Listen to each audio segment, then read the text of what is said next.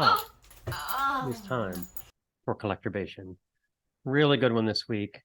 Akadaka, baby. So I'm going to focus on, all right, the early AC/DC records.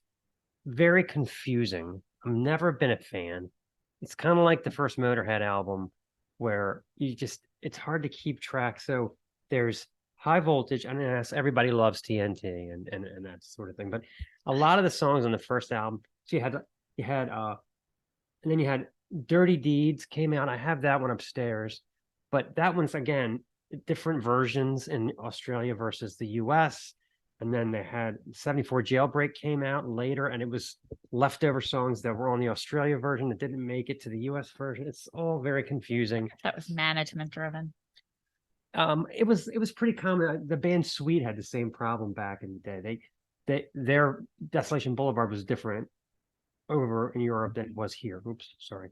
Purdue. Sorry, Purdue Junior. Yeah. So anyway, so I'm just gonna skip all that shit and go right to 1977's colossal Let There Be Rock album.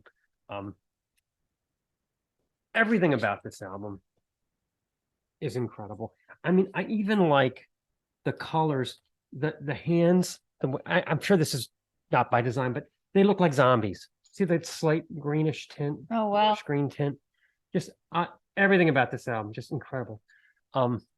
Bonnie Scotland and company just came storming back on this album with copious swagger. They got a couple albums under their belt, a couple hundred shows under their belt. They're in the zone, star on the rise. These 8 tracks that sound live, gritty. It's an unfashionable racket of rumbling, crackling blues rock, fronted by a hedonistic hustler, spewing the gospel of the badass with the ease of a summer stroll. Fuck you, Microsoft Word. From the first feedback blare of Go Down, this song's called Go Down. I mean, we're not holding back, apparently. We are goners, all right? Phil Rudd's groove is impeccable. Bon is subtle as a brick through the window, wailing about Ruby's lips on the licking stick. What could he be speaking of? The band eventually slides into a call and response squeal and purr. This is the only album where they do that. They kind of do the humble pie where he'll sing a line and the guitar will mimic it. Really cool. They stopped doing that for the next album. But anyway, just pretty much par for the course. They're a well-oiled machine slamming through track after track of bombastic rock and roll. The title track is a dizzying high point for guitar charged music. The realization and amalgamation of everything cool from Cavemen hunting the mammoth up through Chuck Berry. Drop the needle anywhere and achieve enlightenment through passages like The Wisdom of Bon Scott. What I want, I stash. What I don't, I smash. And you're on my list. Or sounds like he wants to break some shit. If this is hell, then you could say it's heavenly. All right, let's play Let There Be Rock.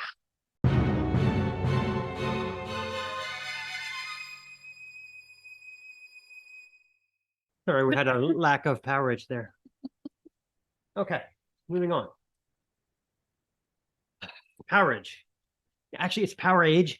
I remember being in like the 8th grade and having this like almost fisticuffs argument. I said, it's Powerage. What's wrong with you? What are you, communist? They're like, it's Powerage. Powerage. Anyway, I don't really know which is true, but which is right. This is not Powerade for sure. No. So there's a little more light and shade on this 8-song Electric Storm. 78's Powerage is chock-a-block with frenzied rockers, raucous blues stomps, and touches of boogie and funk. All of it bolstered by the megawatt old-school charms of Bon Scott. Bon's flair for bad luck and hard-living narrative is on full display for the duration of this colorful record, in the form of relatable songs full of classic lines like Down Payment Blues. He says, feeling like a paper cup floating down the storm drain. Then there's What's Next to the Moon, Clark Kent looking for a free ride, thinking about Lois Lane. It's a bird, it's a plane, it's a suicide.